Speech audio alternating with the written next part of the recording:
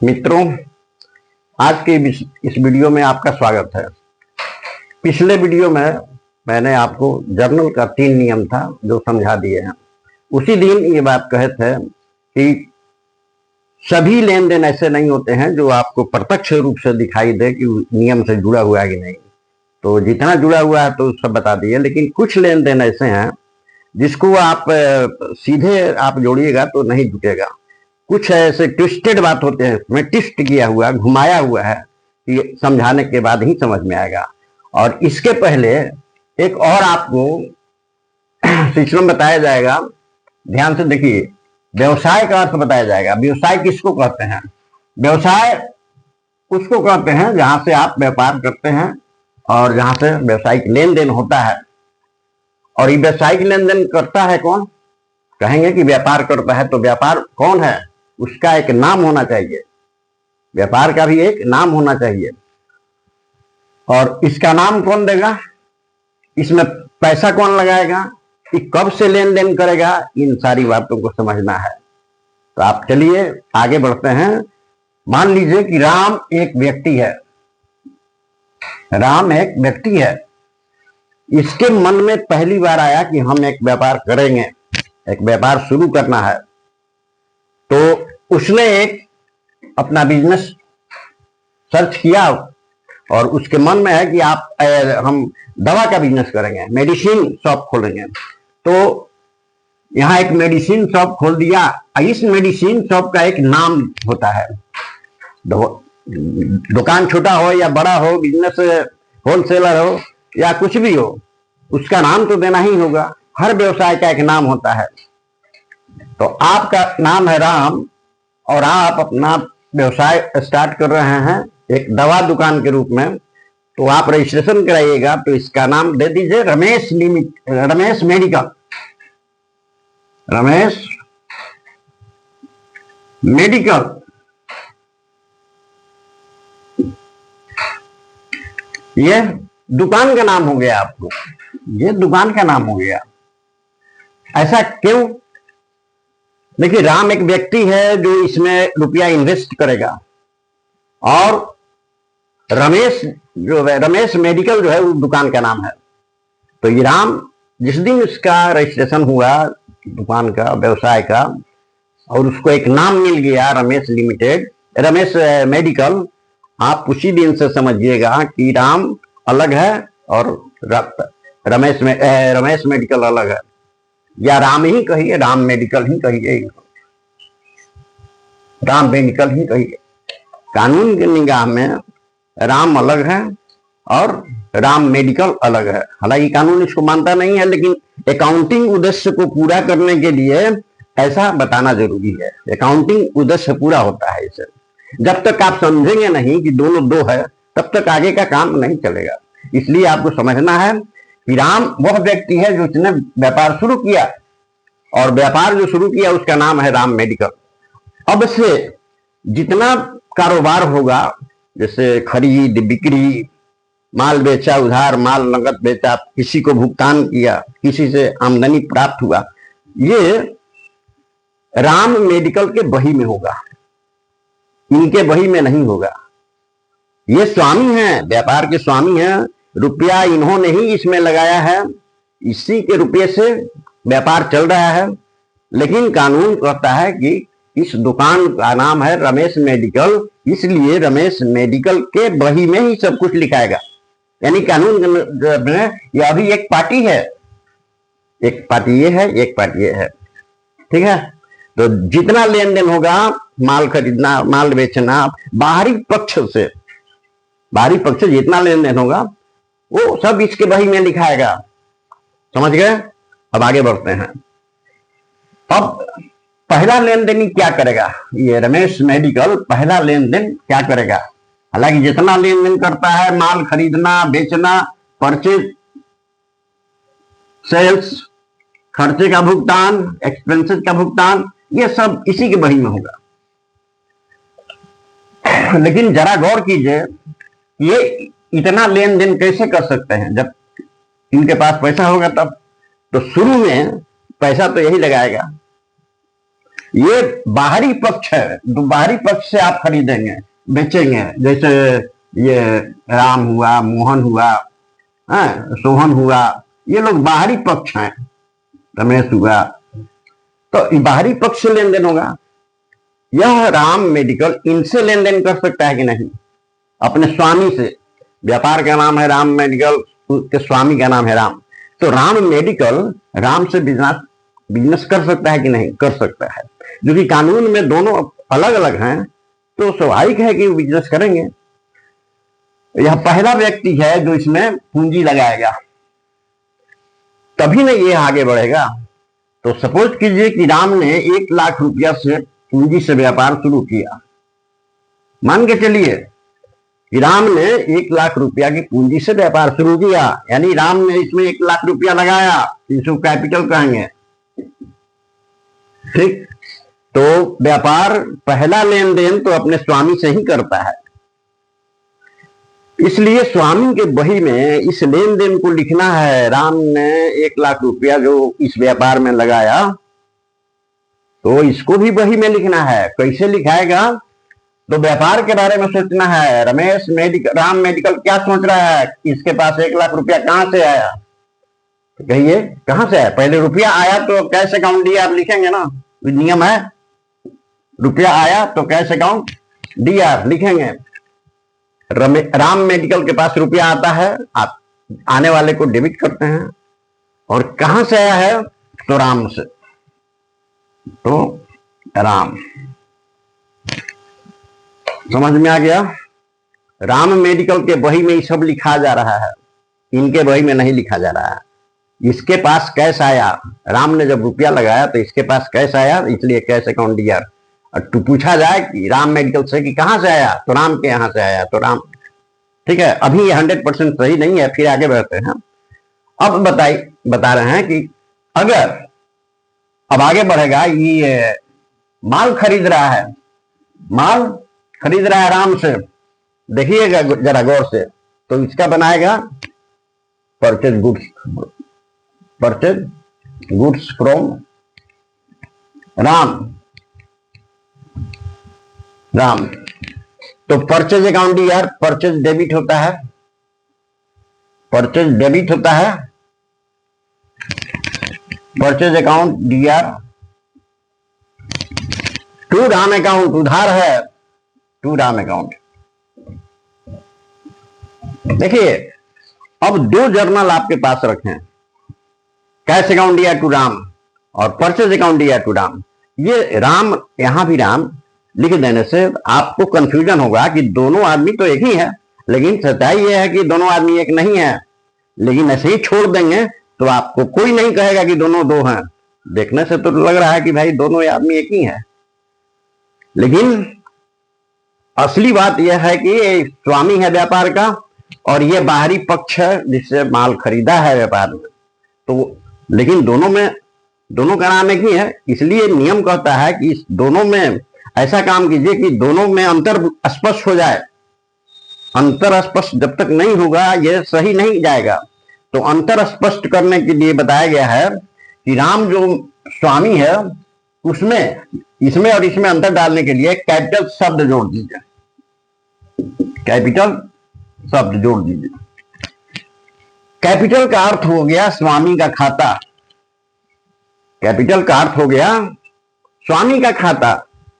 जहां भी कैपिटल रहे उसका अर्थ हुआ स्वामी का खाता है। कुछ लोग सुझाव देते हैं कि केवल कैपिटल ही रहेगा, कुछ लोग सुझाव देते हैं कि स्वामी के खाता में जैसे राम कैपिटल लिखे हैं। कुछ लोगों का सुझाव है, कुछ अकाउंटिंग एक्सपर्ट बताते हैं कि राम कैपिटल नहीं बल्कि खाली कैपिटल लिखिए, केवल कैपिटल। तो तभी यहां स्पष्ट हो गया कि ये स्वामी का है, ये राम थर्ड पर्सन है। ये भी ठीक है, लेकिन मेरा व्यक्तिगत विचार है कि राम कैपिटल ही होना चाहिए। यह मेरा व्यक्तिगत विचार है, राम कैपिटल। समझ गए आप? ये राम और ये राम कैपिटल में अंतर है। ये स्वामी है, ये थर्ड पर्सन है। आगे बढ़ते हैं। जब भी ये राम उसमें पूंजी लगाया है, फिर भी कुछ दिन के बाद फिर और पूंजी लगाया, तो यही एंट्री बनेगा। ठीक, अगर इस पूंजी पर ये फर्म ब्याज दे रहा है, ये फॉर्म, इसका नाम है दुकान, फॉर्म, व्यवसाय, कोई कुछ भी कहिए, व्यवसाय, ये पूंजी लगाया है, तो अब अर्निंग करने के बाद जब कमा लेगा इससे, तो इसको ब्याज देगा, इसको ब्याज मिलेगा। यह ब्याज इनके लिए खर्च है, ब्याज खर्च है, तो इनके लिए ब्याज, मान लीजिए हम कहें कि 1% ब्याज दे रहे हैं, तो 1% कितना हुआ, 1000, 1000 ब्याज ये देगा। किसको देगा,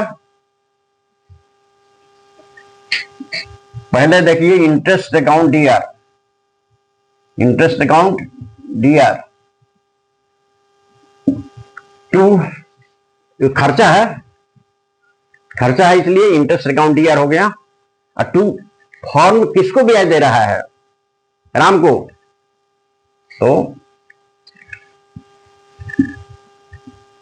to Ram's capital account, Ram capital account. Narration दे दीजिएगा, being allowed interest on capital, being interest on capital, capital allowed.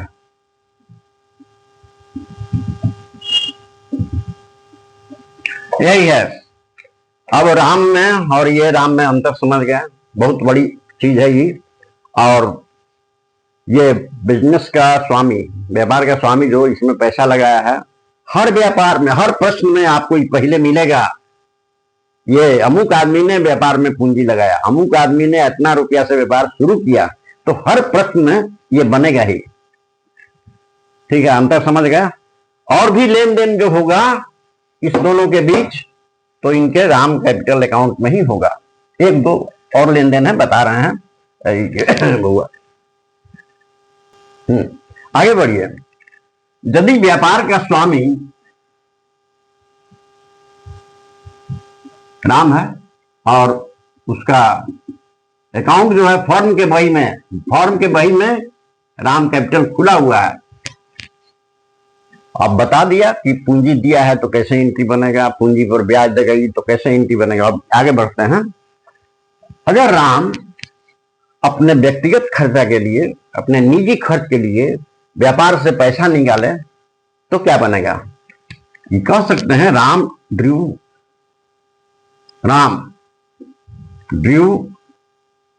Cash for personal expenses, for personal expenses.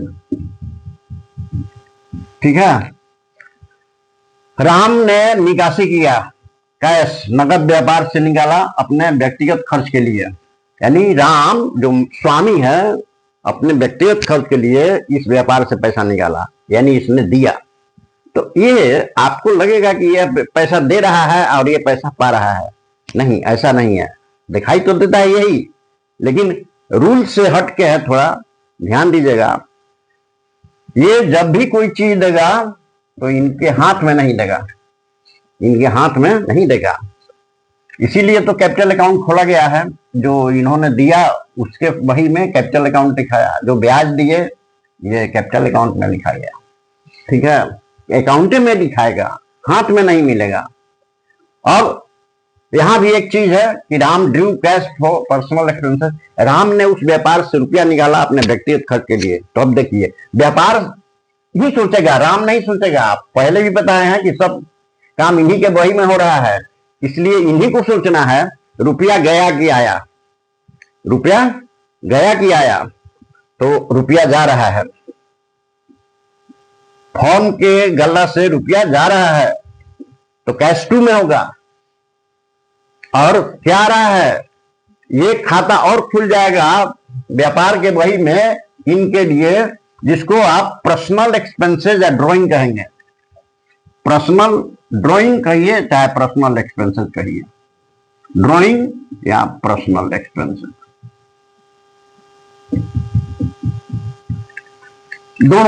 दोनों में से कोई एक।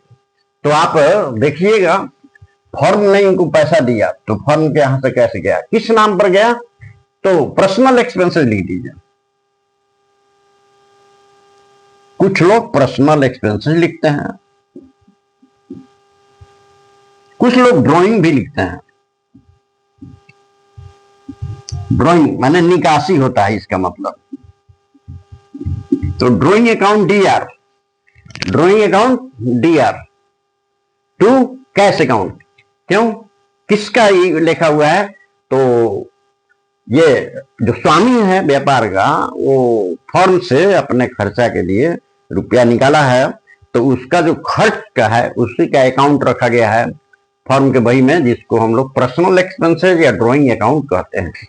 माने जब भी रुपया निकालेंगे, ये अपने अकाउंट से रुपया निकालेंगे और ये एंट्री बनाएगा, तो कैश जा रहा है तो कैश क्रेडिट, और पर्सनल एक्सपेंसेस के नाम पर जा रहा है तो पर्सनल अकाउंट या ड्राइंग अकाउंट डीआर होगा।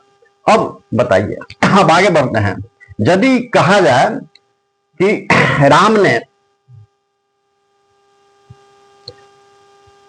नरेशन दे दीजिए पहले, being amount due for personal expenses, for personal expenses. ठीक, ये व्यापार जो है, राम यानी स्वामी से पूंजी लिया है, तो इस उसने ब्याज दे दिया इनको, उस पूंजी पर ब्याज दिया, कमा करके इनको ब्याज दे सकता है। ठीक है, तो उसी तरह से व्यापार कहेगा कि आप अपने व्यक्तिगत खर्चा के लिए जो रुपया निकाले हैं, तो उस पर हम ब्याज लेंगे। देखिए, फर्म इन्होंने जो पूंजी लगाया उस पर ब्याज दिया, जो आपको बता दिए हैं, पहले ही बता दिए हैं। और ये कह रहा है कि जब हम हमसे रुपया निकालिएगा, व्यापार से रुपया निकालिएगा अपने खर्चा के लिए, तो ये एंट्री बन गया। लेकिन फर्म कहता है कि जो रुपया निकाले हैं उस पर हम ब्याज लेंगे, यानी फर्म के लिए आमदनी हो गया, फर्म के लिए आमदनी हो गया। तो देखिए, being interest charge on drawing,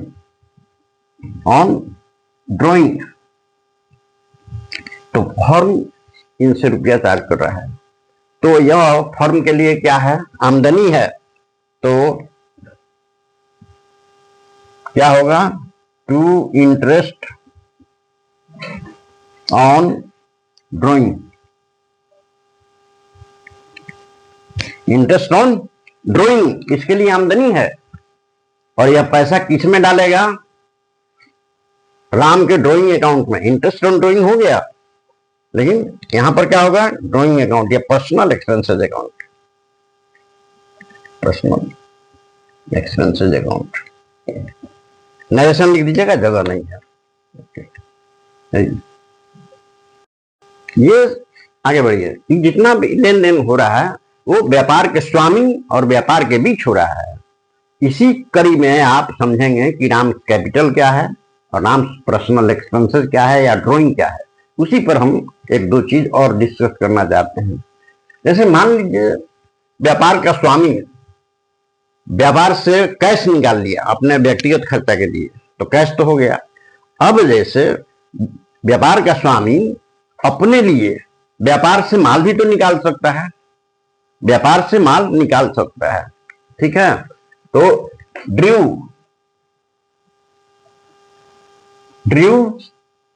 goods for personal expenses,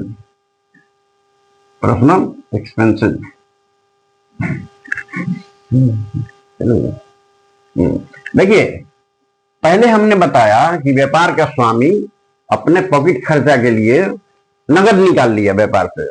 अब बता रहे हैं कि व्यापार का स्वामी अपने निजी खर्च के लिए माल निकाल रहा है, माल। तो व्यापार से माल जा रहा है, पैसा नहीं, माल। तो ये माल का लेखा यहां करेंगे, और यहां क्या करेंगे, जब भी निकालेगा तो पर्सनल एक्सपेंसेस या ड्राइंग बता दिए हैं पहले, पर्सनल एक्सपेंसेस या drawing.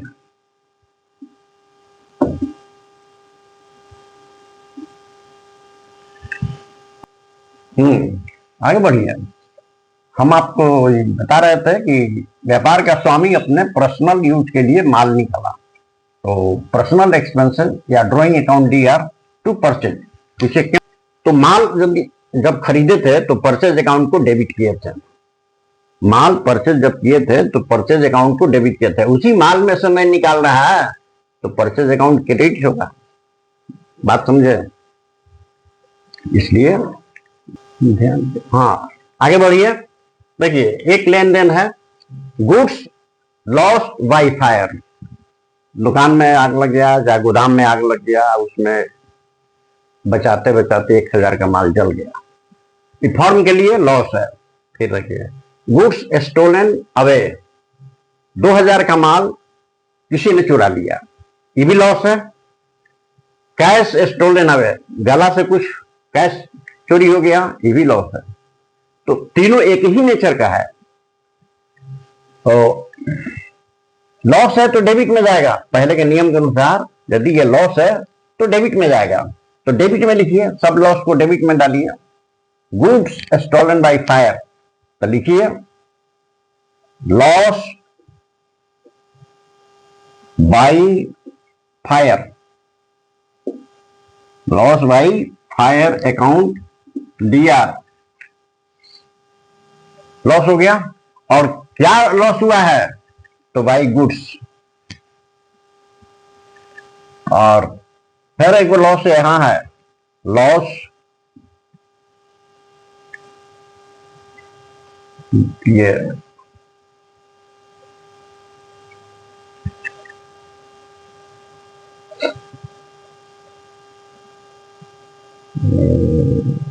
Theft,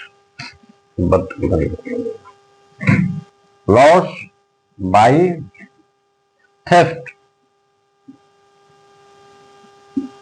loss by theft मैंने चोरी से हानि हुआ लिया। देखिए, जो भी लॉस हो रहा है वो सब डेबिट हो रहा है। Cash stolen away, stolen away by theft, ये भी स्टोलन है, ये भी स्टोलन है। लॉस बाई थेफ्ट, यहां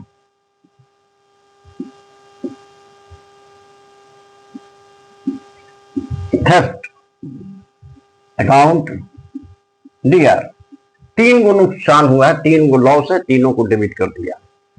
यहां 1000,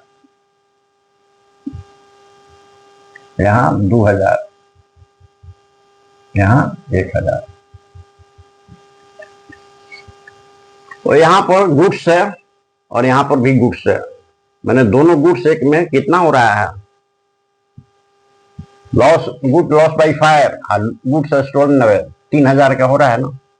तो loss by fire 1000, loss by theft D R. ठीक है, बुआ बंद करो। तो ये दोनों गुड्स है, तो गुड्स लॉस हुआ तो कहां से लेंगे? इसको भरपाई कहां से करेंगे? परचेज में से। क्योंकि माल खरीदे हैं तो इसी अकाउंट में डाले हैं, परचेज। माल खरीदते समय परचेज अकाउंट डेबिट करते हैं, तो माल किसी न किसी रूप में जा रहा है, चाहे बेच दीजिए, चाहे आग लग जाए, जल जाए, कोई चुरा लिया, तो आप इसको क्रेडिट करेंगे। तभी जो है तो जो नुकसान हुआ है उस परचेज अकाउंट से निकलेगा। परचेज अकाउंट में संतुलन करने के लिए जब परचेज अकाउंट डीआर किए हैं, माल आने पर, तो माल जाने के बाद परचेज अकाउंट को क्रेडिट करेंगे तभी ना होगा। अच्छा, एक है यहां कैश, लॉस ईवी है तो यहां लॉस को डेबिट किया। और ये लॉस कहां से हो रहा है? कैश। अब देखिए, सॉरी 3, दोनों मिला करके 3 हुआ।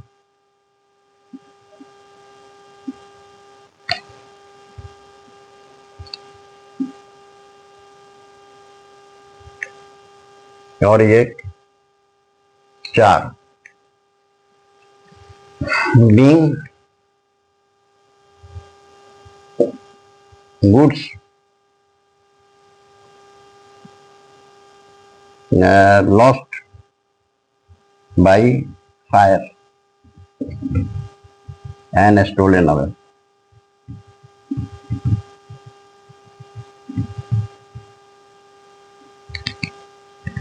And also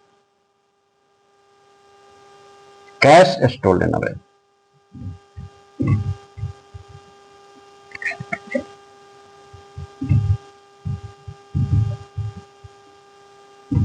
ठीक है, ओके।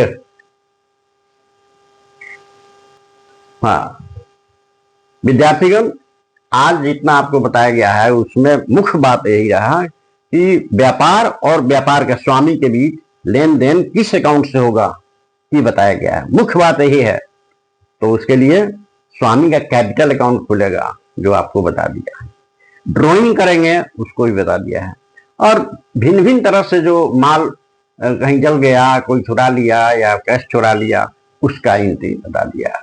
आज के वीडियो में इतना ही, और अगले वीडियो में आपको बैंकिंग ट्रांजैक्शन एक चैप्टर है, किसी किसी किताब में ज्वाइंट रहता है जर्नल के साथ और किसी किसी किताब में अलग चैप्टर दिया हुआ है। बैंकिंग ट्रांजैक्शन वो भी जर्नल एंट्री है, लेकिन उसमें केवल चेक के बारे में बताया गया है। केवल चेक का एंट्री होगा, चेक हमने किसी को दिया, हमने किसी से लिया, चेक डिजॉनर हुआ, ये सब बात उसमें आएगा। तो अगले वीडियो में बैंकिंग ट्रांजैक्शन से ही होगा। इस वीडियो में इतना ही, धन्यवाद। और आप प्रयास कीजिएगा कि चैनल को लाइक करें और वीडियो को सब्सक्राइब करें। Thank you.